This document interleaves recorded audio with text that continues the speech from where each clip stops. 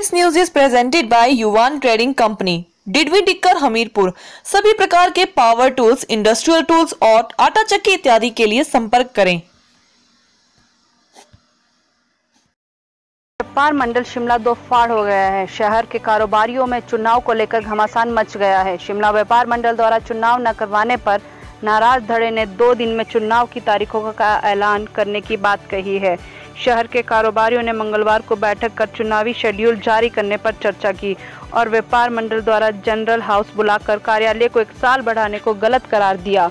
चुनाव कमेटी के अध्यक्ष कमलजीत ने कहा कि व्यापार मंडल के चुनाव 2017 में हो जाने चाहिए थे, लेकिन 4 साल बीत जाने के बाद भी अभी तक इन चुनावों पर कोई निर्णय नहीं लिया गया है। बीते दिन शिमला व्यापार मंडल ने जनरल बुलाया, जिसमें चुनिंदा कारोबारियों को बुलाया गया और कार्यालय 1 साल आगे बढ़ा दिया गया, जो कि सही नहीं है। शहर के कारोबारी चुनाव करवाना चाहते हैं और अब जल्द ही चुनाव की तारीख का जल्द ऐलान किया जाएगा और इस चुनाव में केवल शहर के कारोबारी ही सदस्य होंगे, उन्हीं को मतदान करने का अधिकार दिया जाएगा।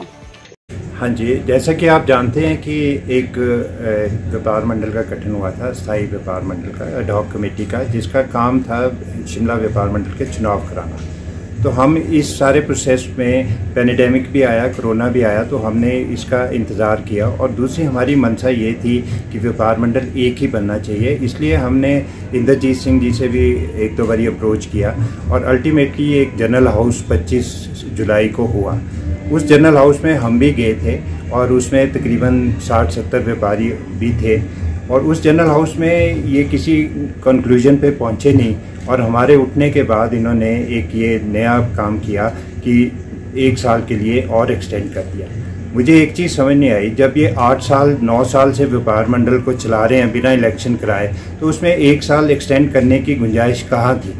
ये व्यापारियों के साथ एक इन्होंने धोखा किया है, क्योंकि उसमें ना तो व्यापारियों की स्ट्रेंथ थी, ना जनरल हाउस की स्ट्रेंथ थी और जो 60-70 उस वक्त व्यापारी जो हाउस में पहले थे, उसमें से भी 20-25-30 व्यापारी उठ गए थे। उसके बाद ये फैसला लिया गया और इस सारी घटनाक्रम को देखते हुए आज हम इस बात के लिए मजबूर हो गए कि हमें व्यापारियों के हित में, व्यापारियों की डिमांड पे हमें ये फैसला करना पड़ रहा है कि हम बहुत जल्द चुनाव कराने जा रहे हैं और इसका आज हम समय और तारीख तय करेंगे।